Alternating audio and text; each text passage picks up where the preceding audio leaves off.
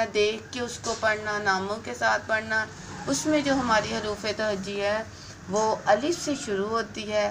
الف، بے، پے، تے، ٹے، سے، جیم، چے، ہے، خے، دال، ڈال. اور یہ اس کا جو آخر میں لام، میم، نون، واؤ، ہے، حمزہ، چھوٹی اے، بڑی اے. یہ طریقہ ہے ہمارا. یہ جو بصری طریقہ ہے یا ناموں کے ساتھ حروف تہجی جو ہم سیکھتے ہیں.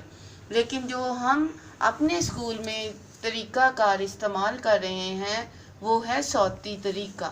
کون سا طریقہ؟ صوتی طریقہ، فونک میتھڈ، جس میں ہماری حروف تہجی سٹارٹ ہوتی ہیں ب سے.